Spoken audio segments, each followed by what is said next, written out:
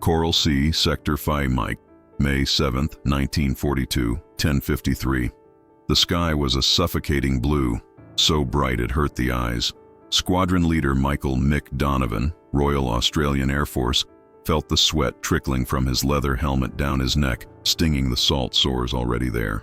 His hand, slick inside its glove, tightened on the spade grip of his P-40E Kitty Hawk. "Bandits! Taipan Leader! 10 o'clock high! Angels 15!" The voice of his wingman, Jimmy Kincaid, crackled over the radio, distorted by static and the roar of his own Allison engine. Mick didn't need the call. He'd seen them. High-cover Zeros like silver splinters against the sun, weaving lazily. They were the shepherds, and below them, the flock. "I see 'em, Jimmy. Target is the bombers. Repeat, target is the bombers. Don't let those Zeros suck you in." "Taipan flight, break and climb. Punch 'em on the dive." There they were. 24, maybe more, twin-engine Mitsubishi G4M bombers. Bettys, the Americans called them. Mick just called them targets. They were flying low and level, heading straight for the Allied task force centered on the carriers Lexington and Yorktown. From his altitude, the fleet looked like gray bath toys in a vast, indifferent ocean. Mick rolled his Kitty Hawk inverted, pushing the stick forward into a split S dive. The plane screamed. The G-force pressed him into his seat, his vision tunneling. The Zeros saw them. Half the escort peeled off, dropping like hawks to meet the RAF interceptors. "Stay on the bombers!" Mick yelled, his voice a strained grunt. A Zero flashed past his nose. A stream of 20mm cannon shells stitched the air where he'd been a second before. He jinked hard left, the Kitty Hawk groaning in protest. He had a shot. One Betty, its greenhouse nose glinting, filled his gun sight. He squeezed the trigger. The P-40 shuddered as all 6 of its 50 caliber guns erupted. Tracers converged on the Betty's right engine. It smoked, then flared, a brilliant orange torch. The bomber wavered, but it didn't drop. It held its course, a wounded beast fixated on its prey. "He's still going!" Kincaid yelled. "Break off, Jimmy! Zeros on your 6!" Mick yanked his stick back, climbing to help his wingman, who was now bracketed by 2 of the nimble Japanese fighters. The dogfight dissolved into a chaotic, 3-dimensional knife fight. For 3 minutes, it was all engine roar, cannon fire, and the frantic geometry of deflection shooting. Mick managed to damage 1 Zero, sending it trailing smoke, but the cost was devastating. He saw Taipan 3, piloted by a new kid from Brisbane, get hit. The P-40 didn't explode, it just came apart. The engine ripped from its mounts, the wings folded, and the fuselage tumbled end over end into the sea. Then came the call that chilled his blood from the American fleet coordinator. "Vampires! Vampires! Torpedoes in the water! Sims is hit! Sims is hit!" Mick broke hard from the fight, his engine screaming. He was too late. Below him, the destroyer USS Sims was obscured by a column of water and black smoke. When it cleared, the ship was broken in 2, its stern already disappearing. The Bettys he had been sent to stop had gotten through. Again. He looked around. The sky was emptying. The remaining bombers, their payloads delivered, were racing for the horizon. The Zeros, their job done, were climbing to rejoin them. He saw 2 parachutes, but not 3. "Taipan flight, rally on me. Back to Moresby." His throat was sandpaper. They had flown to the limit of their range, fought with everything they had, and lost a pilot. For what? The Sims was gone. The Euler Neosho was burning. The Japanese fleet was untouched. As he nursed his shot-up Kitty Hawk on the long, quiet flight back to the muddy, mosquito-infested strip at Port Moresby, Mick Donovan was consumed by a cold, quiet rage. The standard tactics were failing. They were trading planes and pilots for nothing. High-altitude interception wasn't working. The Zeros were too good, the Bettys too tough. There had to be another way. General MacArthur's HQ, Brisbane, Australia.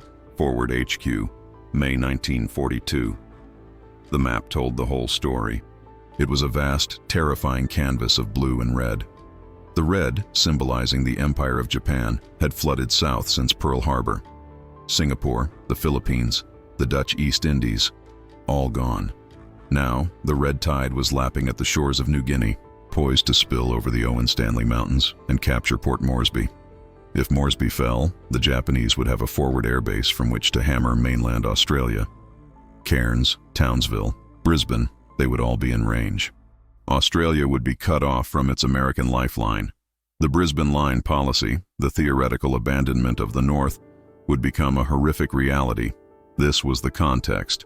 The mission, dubbed Operation Mo, was the Japanese plan to seize Moresby by sea. To stop it, the Allies had scraped together everything they had.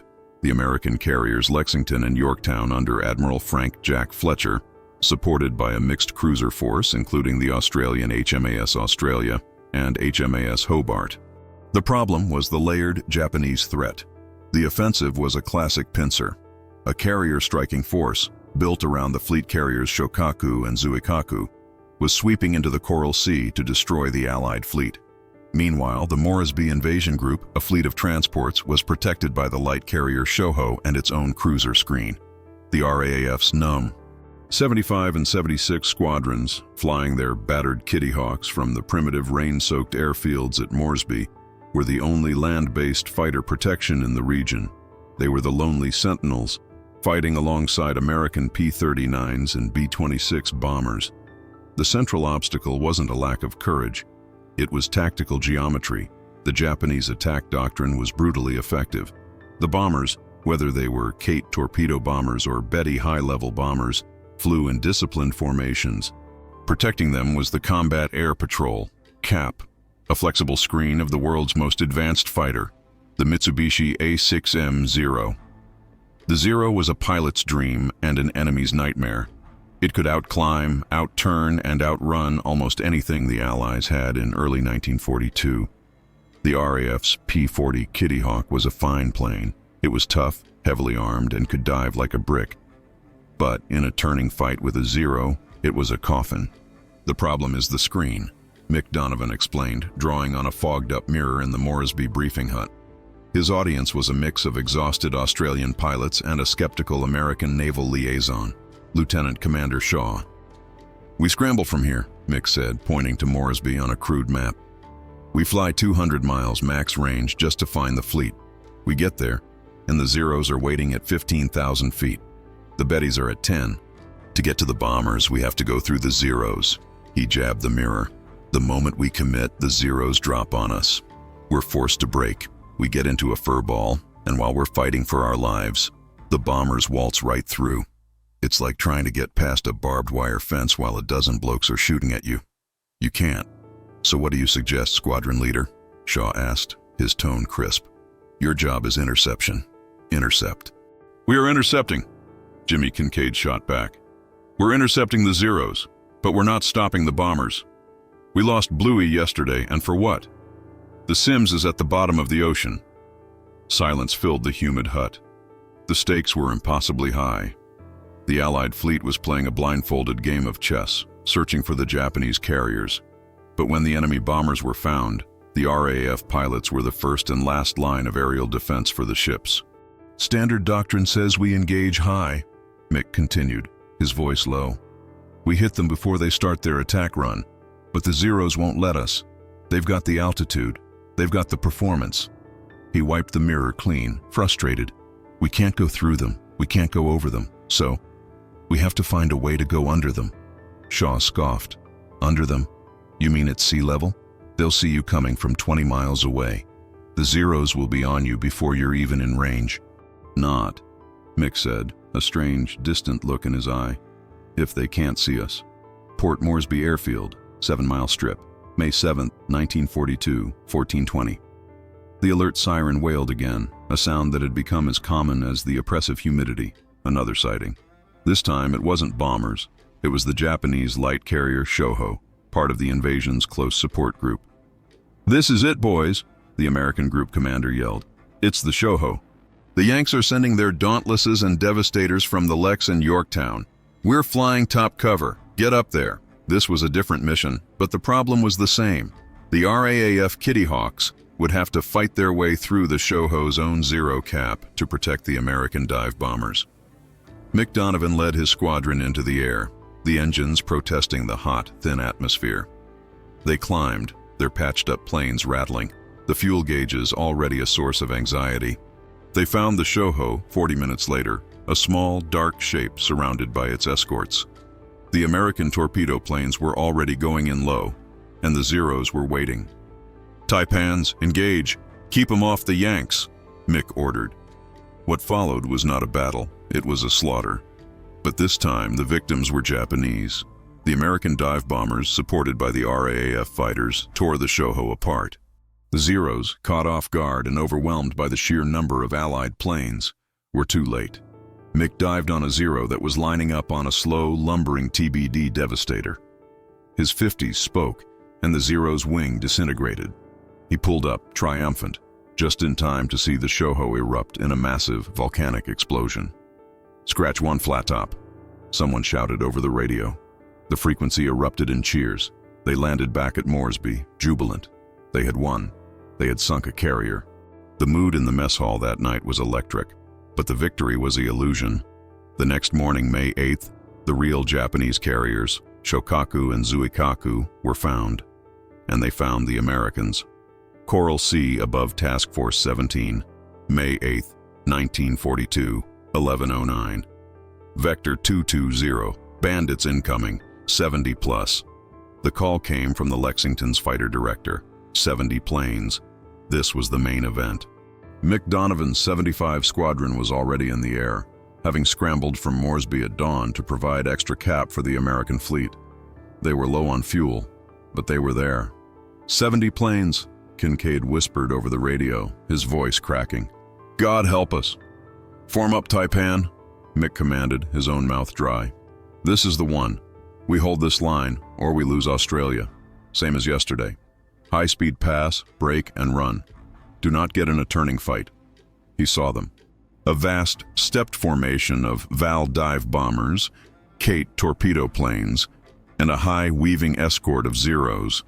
They were heading straight for the Lexington and Yorktown. Mick led the dive.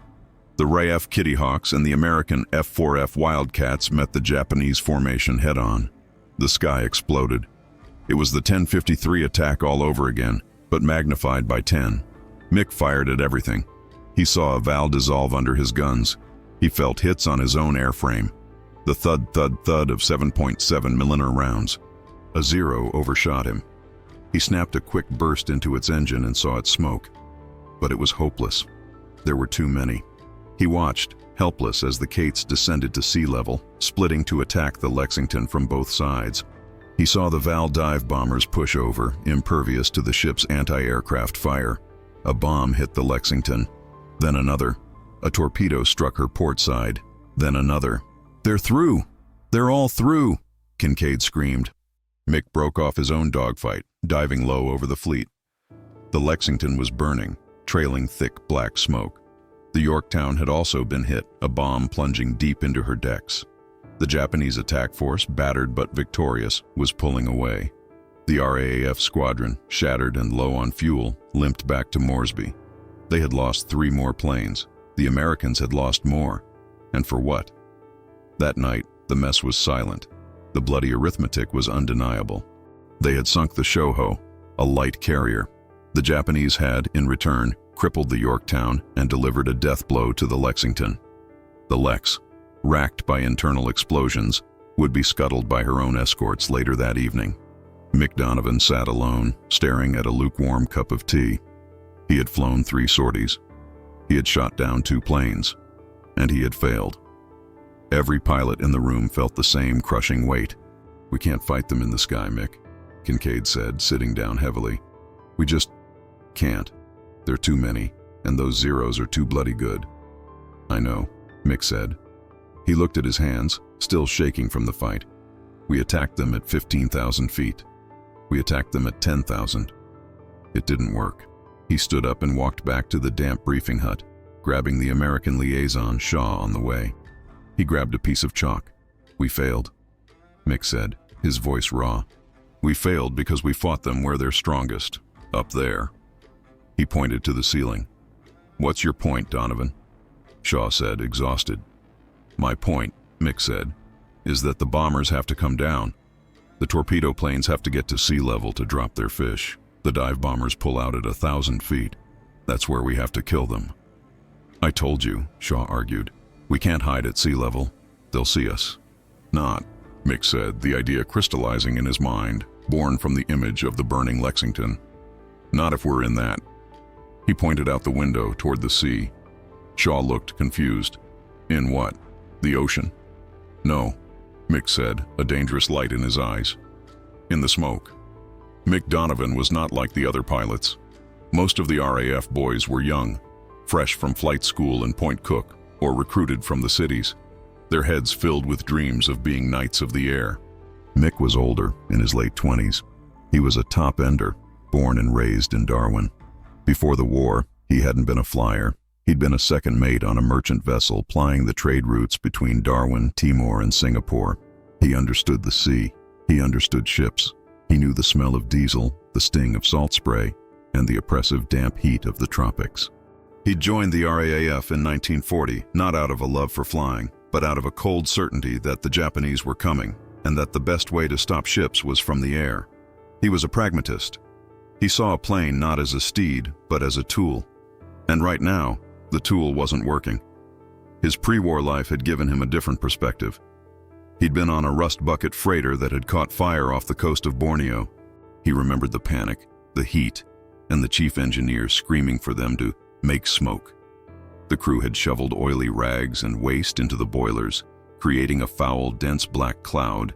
It wasn't to put out the fire, it was to signal for help, to create a massive, unmissable pillar in the sky. He also remembered naval drills. He'd seen Royal Navy destroyers in Singapore practicing maneuvers, laying long, perfect white screens of chemical smoke to hide battleships. And he'd just seen the Lexington burn, creating its own massive, oily black funeral pyre. This was the spark. "You're mad," Shaw said, staring at the chalk diagram Mick was sketching.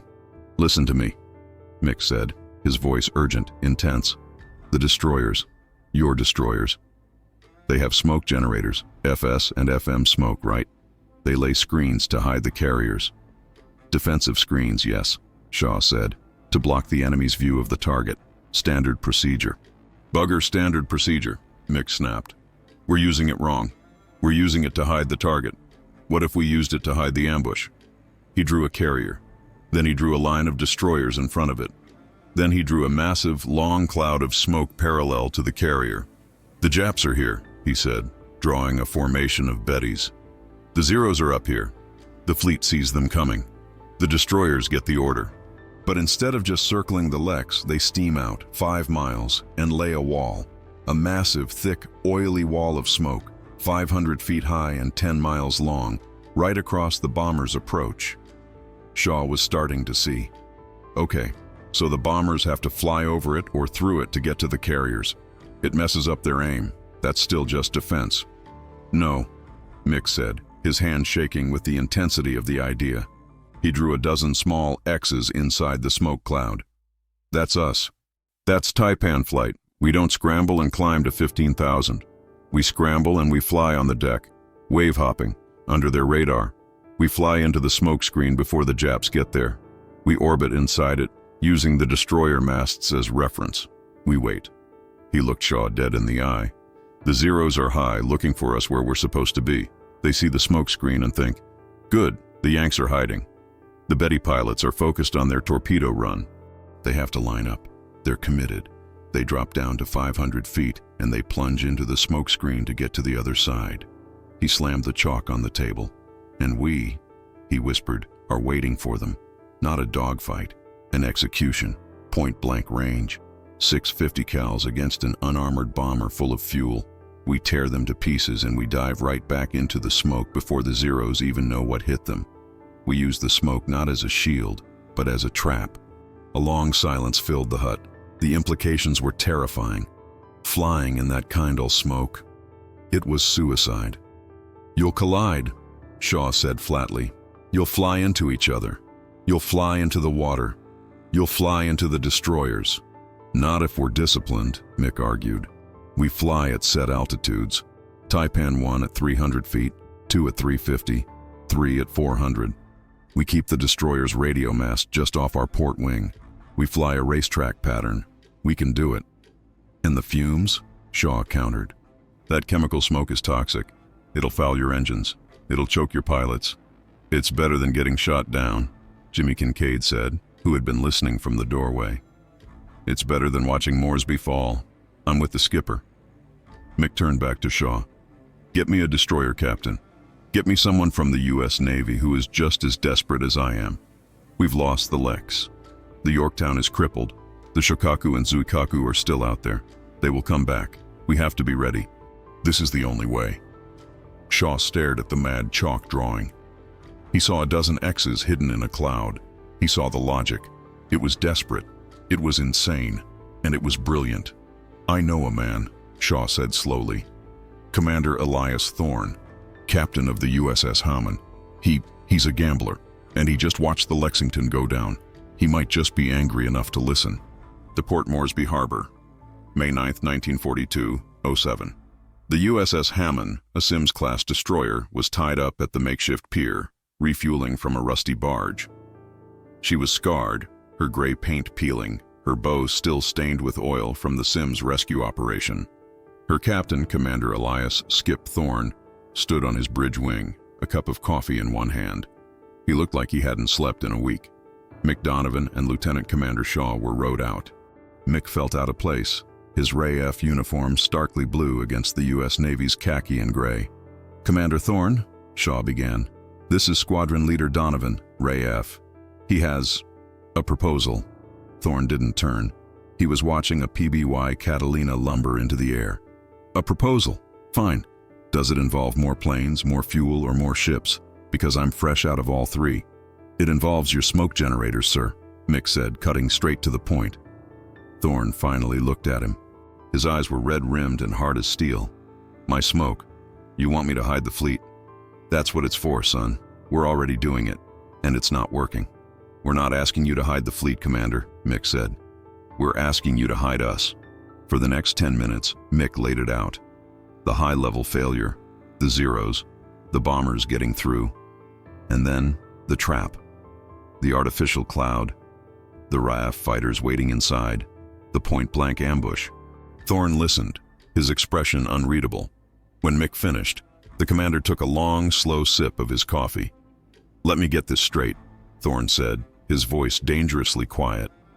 You want me to take my ship, my one destroyer, which is supposed to be screening the Yorktown, and steam it away from the carrier, towards the enemy, to lay a cloud of poison gas. Chemical smoke, sir, Mick corrected. A cloud of poison, so your flyboys can play hide-and-seek inside it, while Japanese Zeros are flying overhead? Yes, sir, Thorne laughed. It was a short, bitter sound. And who's going to coordinate this circus? You, from your cockpit? Me, from my bridge, blind as a bat? What happens when one of your taipans misjudges and plants his Kitty Hawk right into my radio mast? What happens when you all pile into each other? It's a calculated risk, Mick started. It's not calculated, Thorne snapped. It's a fantasy. My job is to shoot down planes with my 5-inch guns. Your job is to shoot them down with your 50s. If you can't do that, that's your problem. Don't make it mine. With respect, Commander, Mick said, his own temper rising. It is your problem. I watched the Sims go down. I watched the Lexington burn. We are losing. Our tactics are failing. Your tactics are failing. This is different. It's something they won't expect. And what about your command? Thorne shot back, gesturing to Shaw. Does the RAAF approve this? Does the group captain? Mick hesitated. Group Captain Wainwright is not yet convinced. Not convinced, Thorne repeated, nodding. He's not convinced because he's not a fool. He knows this is a stunt. Get off my ship, squadron leader. No, Mick said. Thorne and Shaw both stared at him. I'm not leaving, Mick said. My pilots are dying. Your sailors are dying. We are fighting with one hand tied behind our back, playing by rules the enemy isn't. You're a sailor, Commander. I was one too.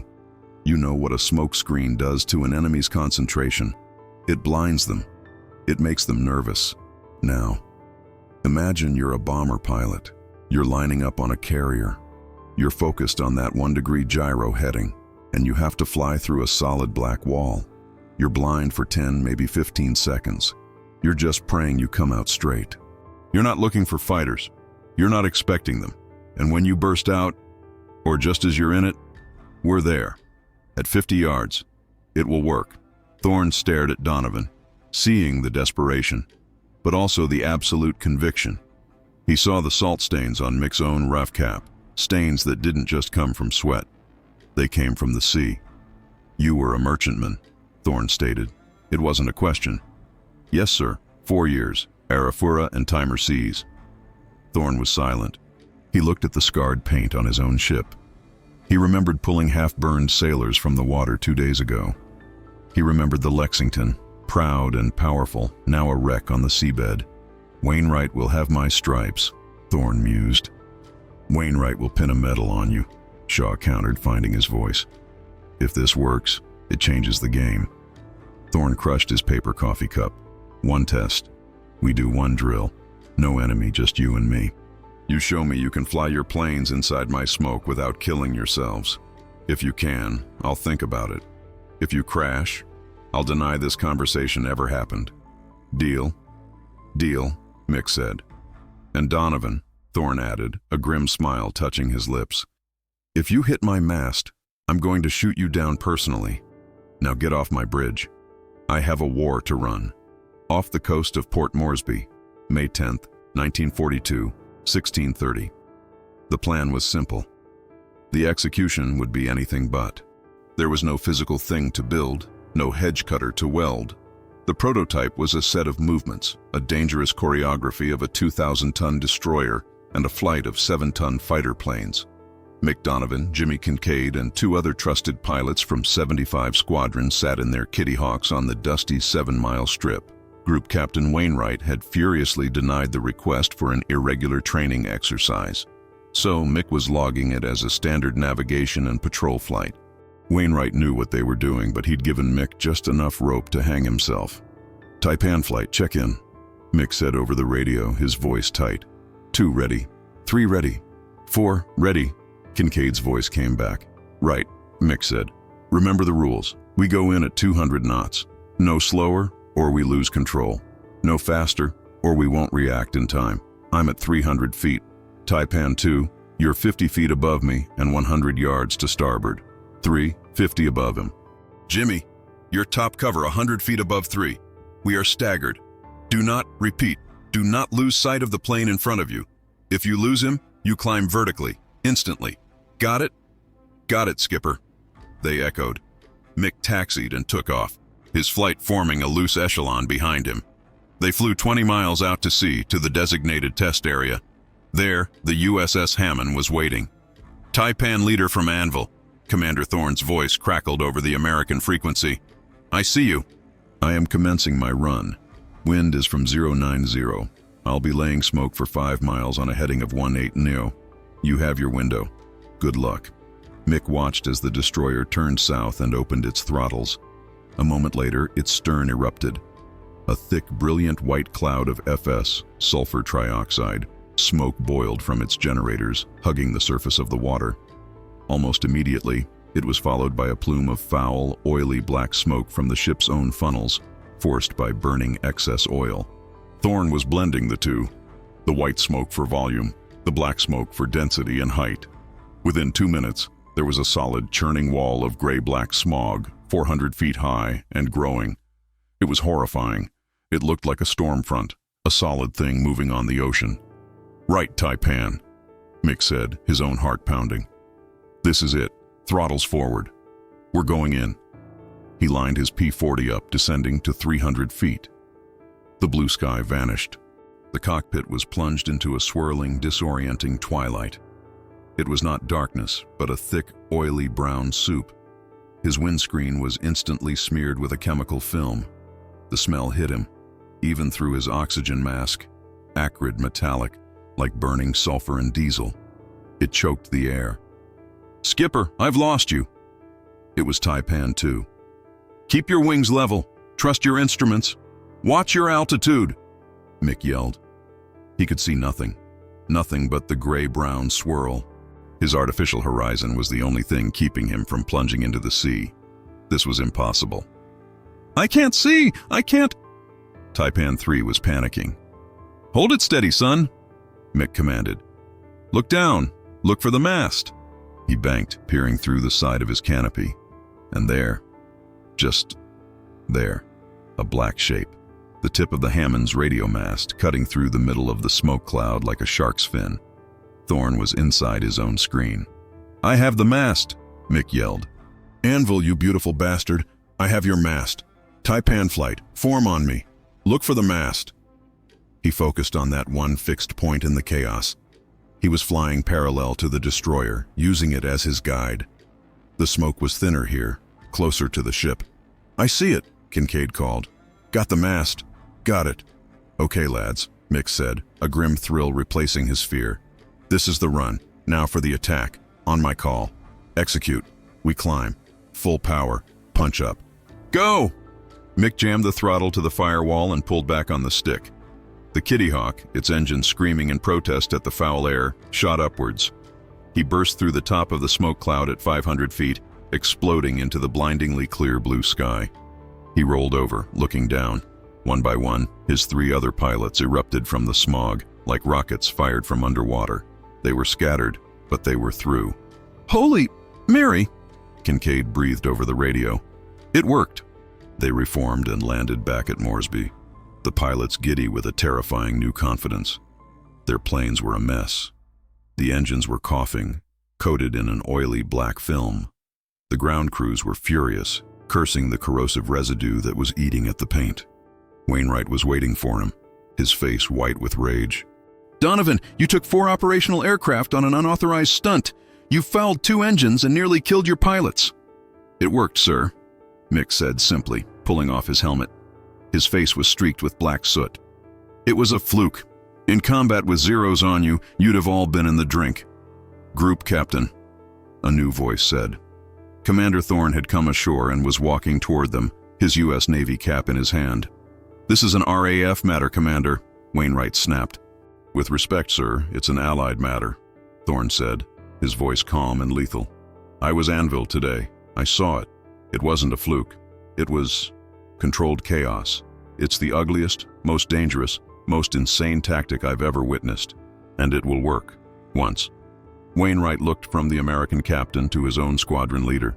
He was trapped. "The next wave of Japanese bombers is due. Well, we don't know when," Thorne continued. "But they're coming. And when they do, my ship will be laying the smoke. The only question, sir, is whether your men will be in it."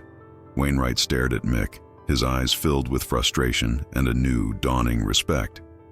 "Clean your planes, squadron leader, and God help you." The test was a success, but it wasn't a victory. It had proven that 4 disciplined pilots could fly into a smokescreen and not immediately crash. It had not proven it was a viable combat tactic. The primary issue was the engine fouling. The ground crews at 7 Mile Strip worked through the night, stripping the cowlings from the 4 Kitty Hawks. The sulfur trioxide from the chemical smoke, mixed with the oily soot from the destroyer's funnel, had created a corrosive, sticky goo. It caked the air intakes, fouled the spark plugs, and threatened to score the cylinders.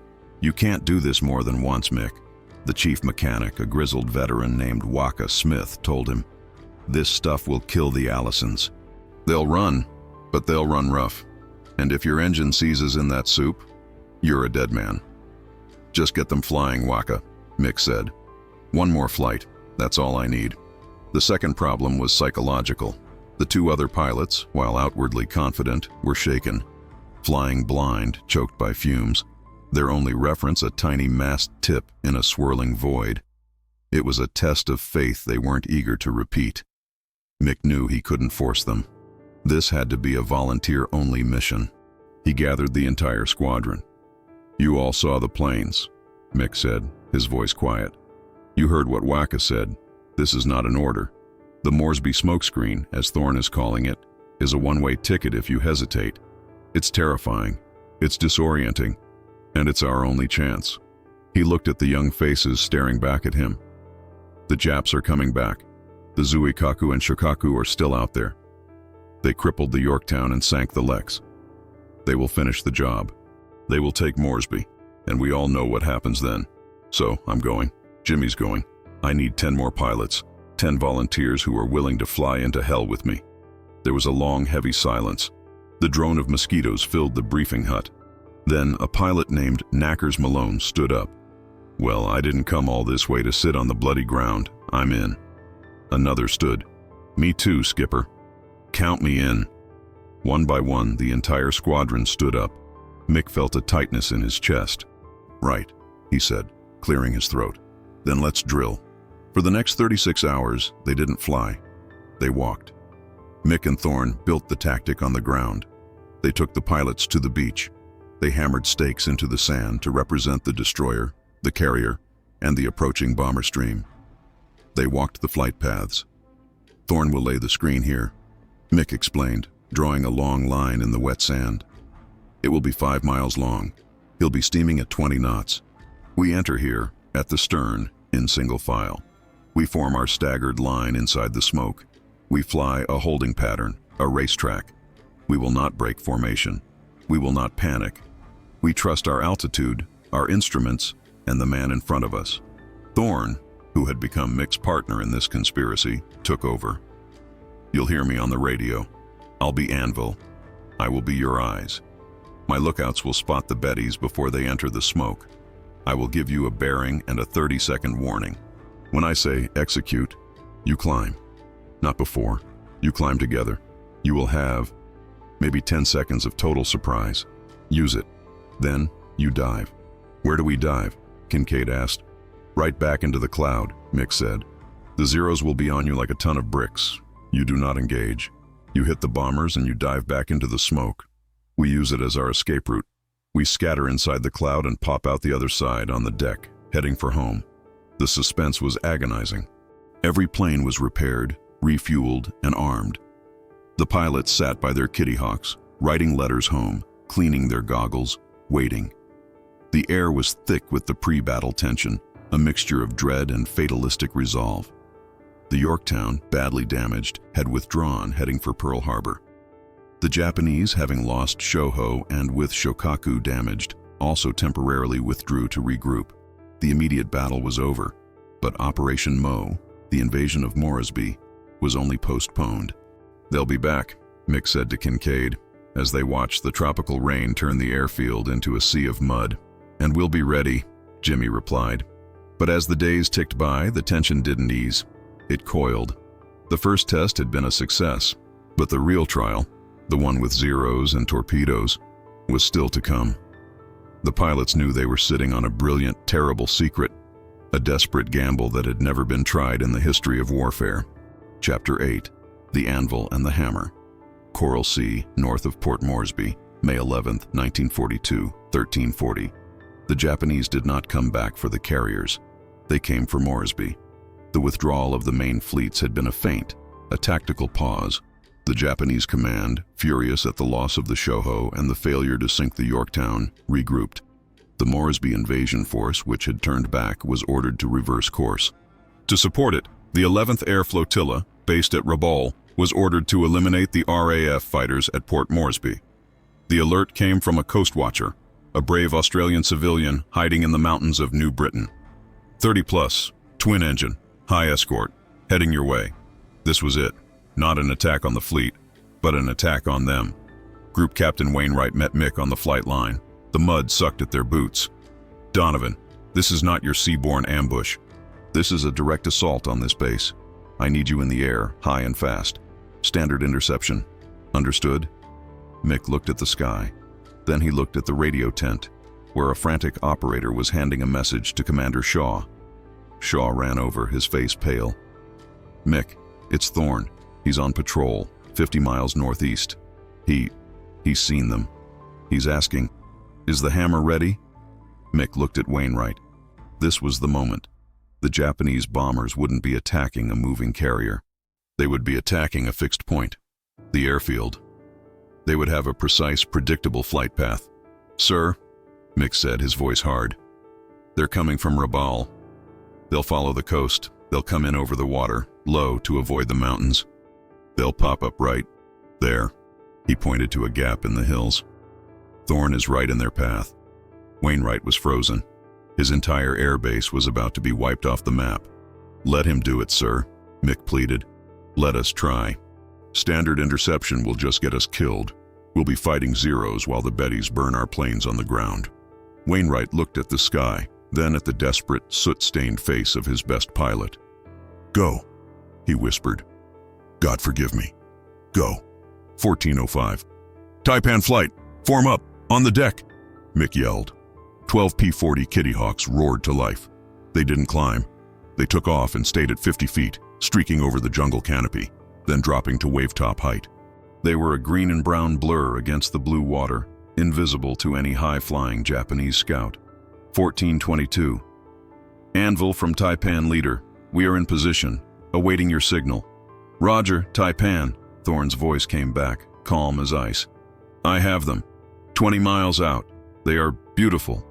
30 G4M Bettys. High escort of at least 20 Zeros. They're at 10,000. The bombers are starting their descent." Mick and his flight orbited, their engines thrumming. "They see me," Thorne reported. "They think I'm a lone destroyer. The Zeros are staying high. The bombers are committed. Heading 240, right for Moresby, right for me." "Lay the screen, Skip," Mick yelled. "Lay it now." "Commencing run," Thorne replied.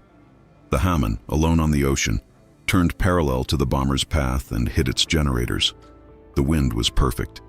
A massive churning wall of black and white smoke ballooned up, 5 miles long, cutting off Moresby from the sea. It was a perfect artificial thundercloud. "It's beautiful, Mick," Kincaid murmured. "Taipan flight, in," Mick ordered. He led his 12 planes into the swirling, acrid fog. 14:27. Inside was hell. It was the drill, but 1,000 times worse. The smoke was thicker. The air was hotter. Mick's engine coughed, choking on the fumes. 300 feet. Hold your altitude. Watch your wingman." He could see the Hammond's mast, a ghostly shape to his left. He could hear the thump, thump, thump of its 5-inch guns, firing blind into the air to add to the confusion. "Anvil, where are they?" They're diving, Mick." Thorne's voice was tight with tension. "They're not going over the smoke. They're going in it. They're coming in low. They're in the cloud with you. Brace." A shadow, vast and monstrous, flashed overhead, then another. "They're in here," Kincaid screamed. The Japanese, seeing the lone destroyer, had decided to use the smoke for their own cover, to mask their final run on Moresby. It was a fatal mistake. "Execute! Execute! Execute!" Mick roared. "All planes, break formation! Climb! Find a target!" Mick yanked his stick back. His P-40 shot up through the murky soup. He burst into a clearer layer at 500 feet and his blood ran cold. He was in the middle of them. Bettys, everywhere. They were huge, their twin tails and greenhouse noses filling his vision. They were in loose formation, their pilots just as blind, just as terrified, trusting their instruments to get them to the target. For 1 second, everyone froze. Then Mick opened fire. He was 50 yards from a Betty's belly. His 650 cals hit its wing root, where the fuel tanks were. The bomber did not smoke. It did not burn. It simply ceased to exist. A blinding flash, a concussive whump that slammed Mick's plane, and it was gone. "Tally-ho!" Kincaid yelled. The smoke cloud erupted.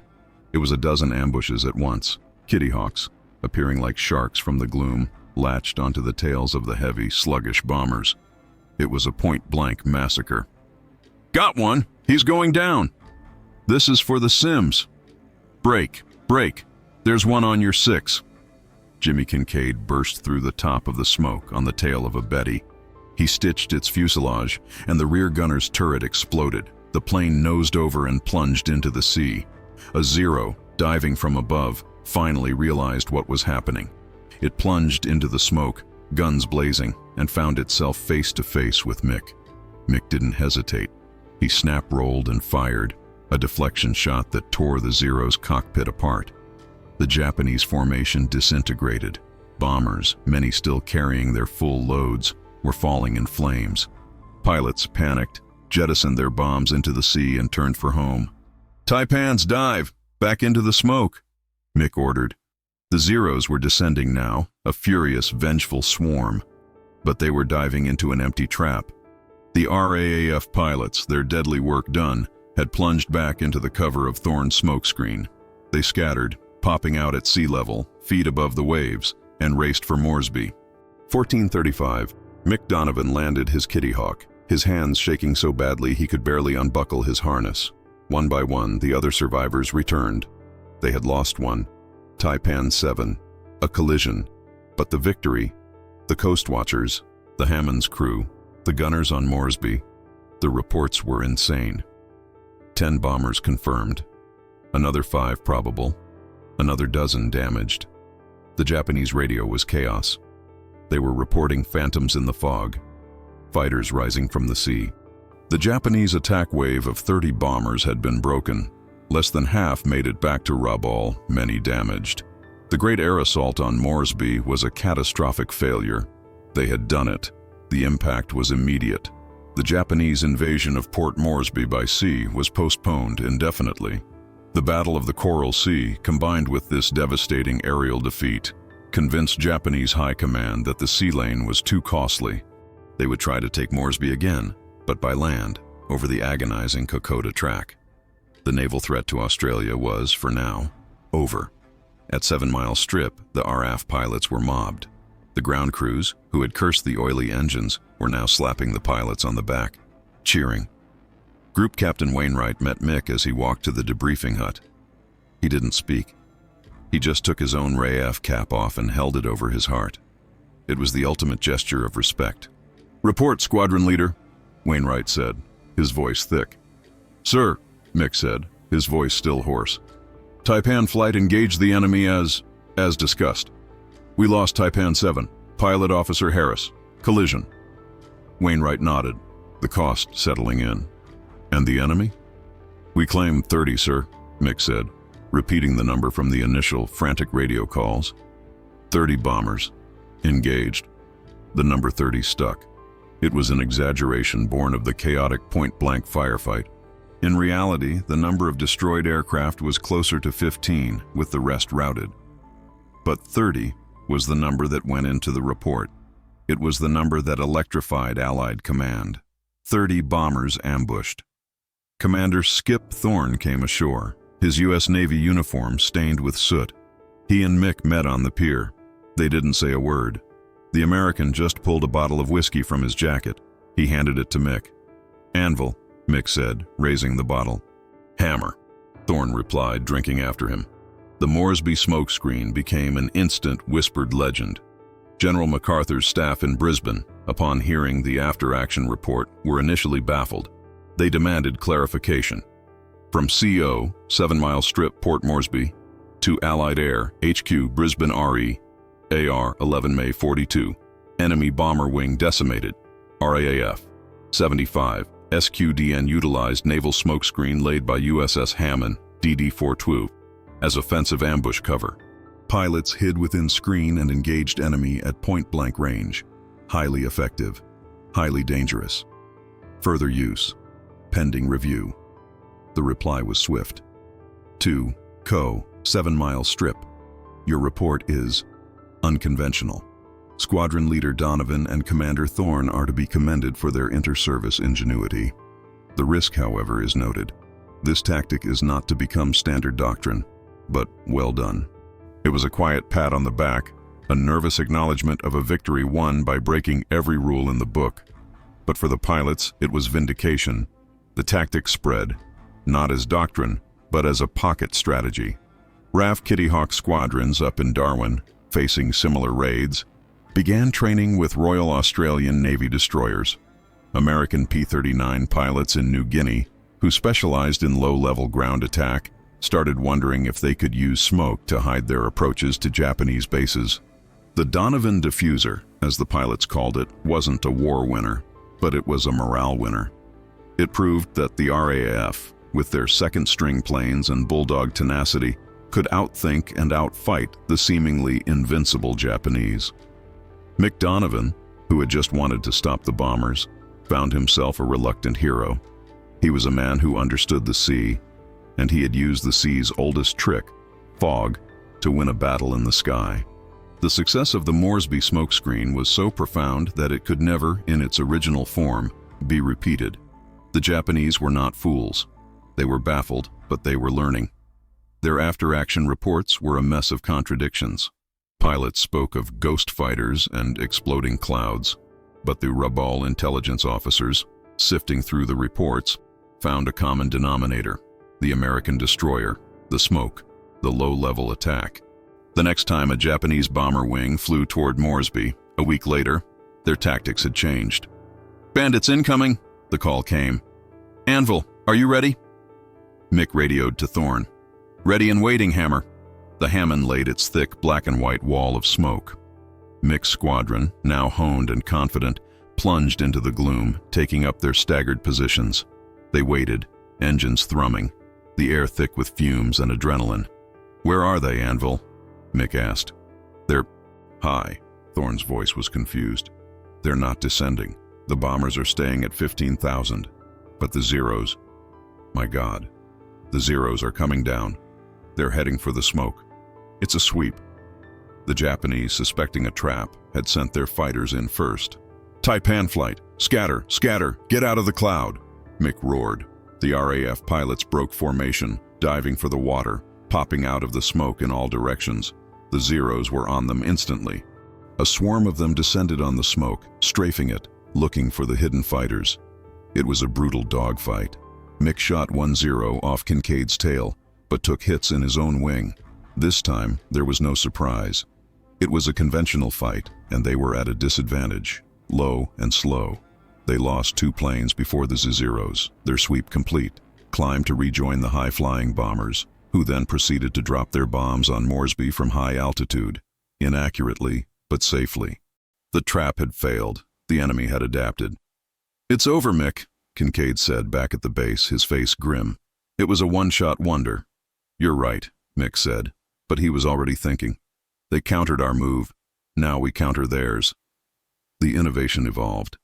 The cat-and-mouse game continued. The RAF pilots and USN destroyers came up with field modifications. The false cloud.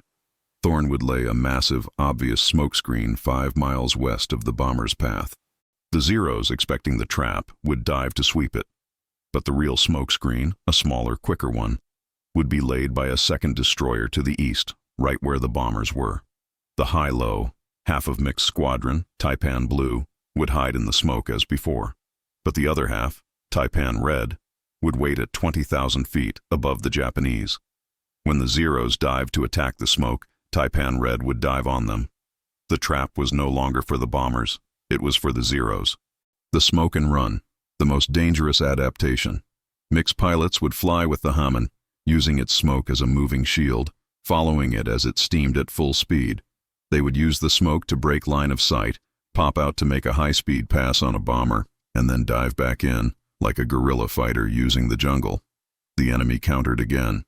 They began flying with 7.7mm machine guns, firing into the smoke screens, hoping to hit something. They started dropping small fragmentation bombs into the clouds. The Moresby smokescreen was no longer a single tactic, but a psychological weapon. Its true value was no longer the ambush itself, but the threat of it. The Japanese pilots, who had once flown with arrogant confidence, were now nervous every time they saw a destroyer. Every wisp of smoke was a potential ghost. It slowed them down. It made them cautious, and in the sky, caution was death. Success had a price. The Moresby smokescreen was a tool born of desperation, and desperation is a costly fuel. The first cost was material. Waka Smith, the chief mechanic, was near revolt. The engines were being destroyed. The Allison V-1710 was a fine engine, but it was not designed to inhale a corrosive cocktail of sulfur trioxide and diesel soot. After the high-low mission, 2 Kitty Hawks landed with their engines seized solid. The corrosive fog was eating through control cables, fogging instruments, and peeling paint from the fuselage. "I can't keep 'em flying, Skipper," Waka said, holding up a filter that was caked in black sludge. "You're killing these birds. We're short on spares as it is. You keep this up and the Japs won't have to shoot us down. We'll just fall out of the sky." The second cost was human. The collision in the first real fight was not the last.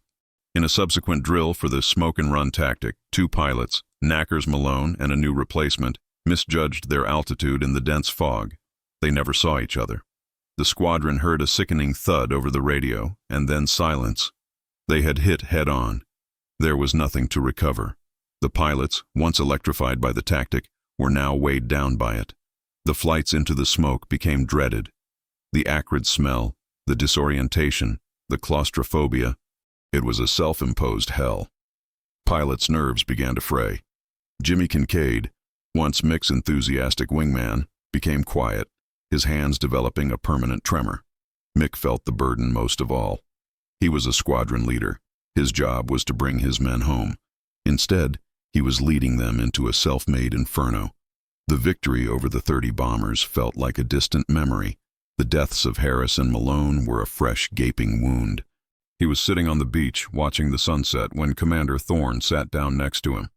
"It's a heavy thing, isn't it?" Thorne said quietly. "An idea." "I killed them, Skip," Mick said, his voice hollow.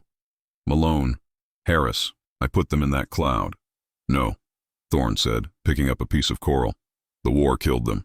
The Japanese killed them. You gave them a chance. That's all we get. We trade a little bit of maybe for a whole lot of certain. It's a bad trade, but it's the only one on the table." He tossed the coral into the surf. "Your cloud isn't a magic trick anymore, Mick. It's a liability. The planes are shot. The pilots are spooked. The Japs are wise to it. The trick is knowing when the trick is over." Mick looked at the American. Thorne had become his partner, his confessor. He was right. The tactic had created a new kind of logistical and moral problem. It had been born of desperation, but its continued use was becoming an act of arrogance, a belief that they could cheat the odds forever. "So what do we do?" Mick asked. "We go back to basics," Thorne said. "We go back to shooting, but we're better now. We're smarter. And they're a little more scared. That's the legacy, Mick. We didn't just win a fight. We put the fear of God in them. Sometimes that's enough." The Moresby smokescreen was officially shelved.